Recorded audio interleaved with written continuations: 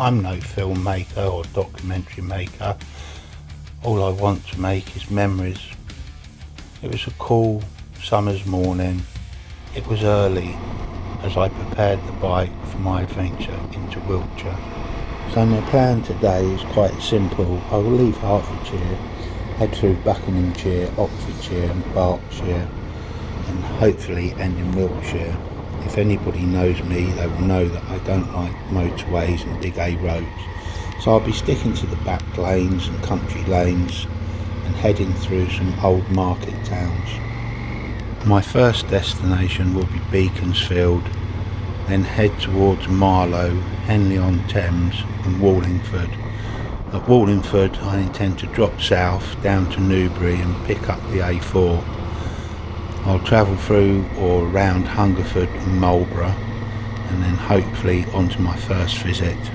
To get from home to Marlborough we could have taken the motorways, but I just can't stand the dark, grey, endless road ahead of you. I much prefer to go through the old market towns where you see red brick buildings with fancy brickwork, tall chimneys, or Tudor style buildings with white cream walls laced with dark wood frames.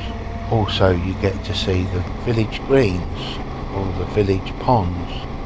A lot of these villages are also decorated at this time of year with hanging baskets. You miss the ancient roads cut into the landscape with tall trees providing a shady canopy above them. Open roads through golden cornfields.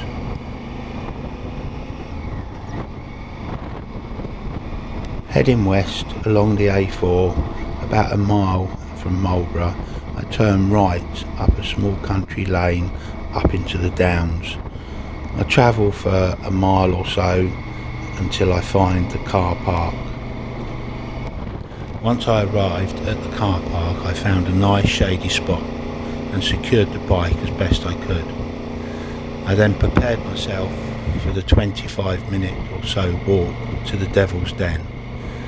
The air was dry and warm. It was so tranquil and peaceful, not a sound, not a breeze, nothing, only the distant whistle of a red kite.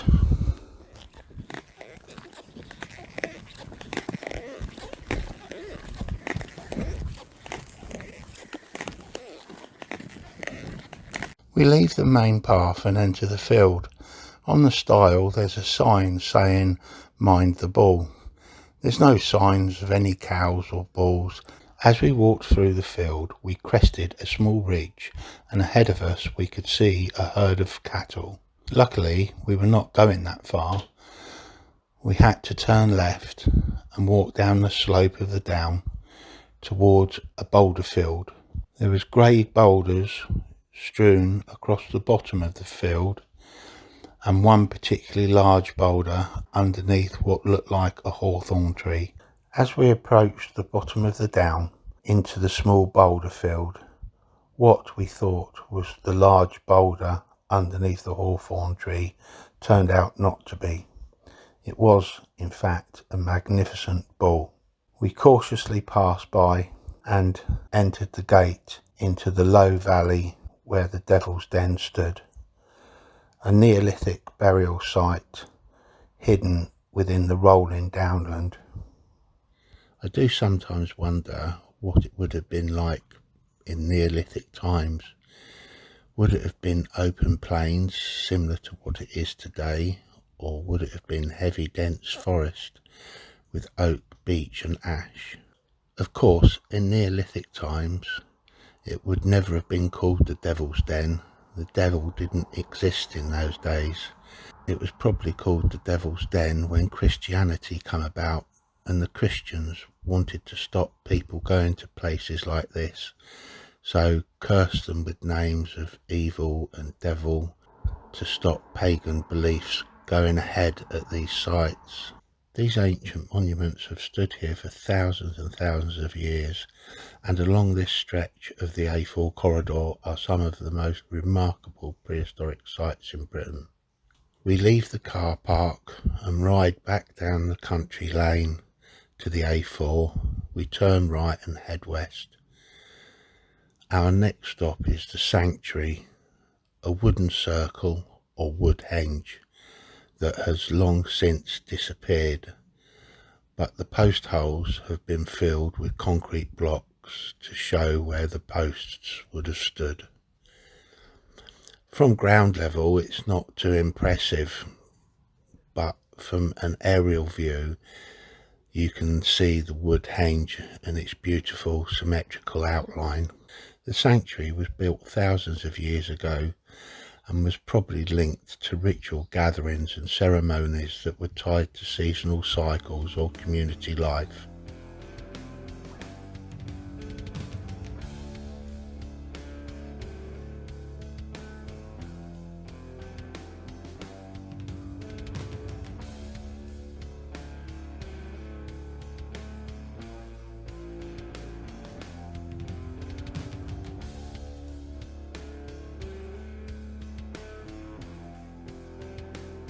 Next to the sanctuary and just across the A4 lies 5 barrows, a group of prehistoric burial mounds resting on the ridge above the surrounding landscape.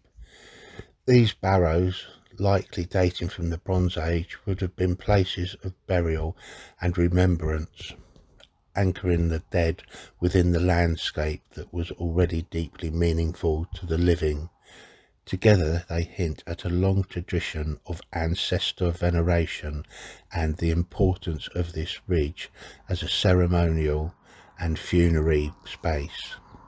We head a little further west along the A4 and arrive at West Kennet Long Barrow. There's a parking bay on the side of the A4 and we park up. Looking across the landscape, another prehistoric giant came into view. Silbury Hill, rising from the valley floor, this enormous man-made mound remains one of the great mysteries of ancient Britain. Its exact purpose is still unknown, though it is widely thought to have held deep ceremonial or symbolic significance given the immense effort required to build it. We take the path that gently climbs up the hill towards one of Britain's largest and best preserved Neolithic tombs. Built as a communal burial chamber, it would once have held the remains of many individuals placed over the generations as part of a complex ritual practices. Standing beside these ancient stones, it was impossible not to imagine the generations of people who had gathered there over 5 millennia ago. The entrance to West Kennet Long Barrow is guarded by at least a dozen stones, several of which are gigantic. When you enter the barrow, there are many different chambers, some of which are now home to nesting swallows. Standing outside the barrow, you can see the sanctuary to the east and Silbury Hill slightly to the west. And from this viewpoint, just to the right of Silbury Hill, in the far distance, is the village of Avebury, which will be our last destination for the day.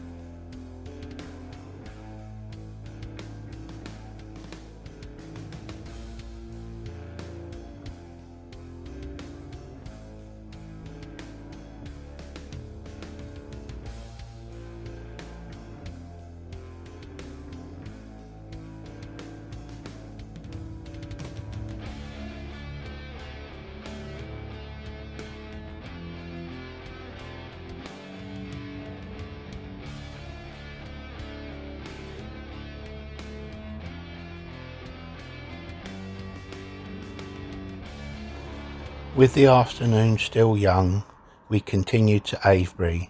Here the landscape itself seemed shaped by history. We wandered among the vast stone circles, following the lines of the great ditch and bank that surrounds the monument. Avebury is one of the largest stone circle complexes in the world, and like the other sites nearby, it would have formed part of a much wider ritual landscape.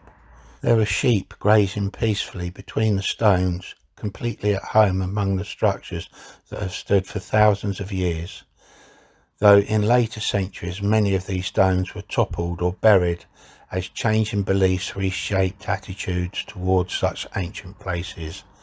Under clear skies and warm sunshine, it was a fitting end to a journey through one of the richest prehistoric landscapes in Europe. From the quiet roads of Hertfordshire at sunrise to the ancient stones of Avebury, the ride had followed the path through both the English countryside and deep into the distant past.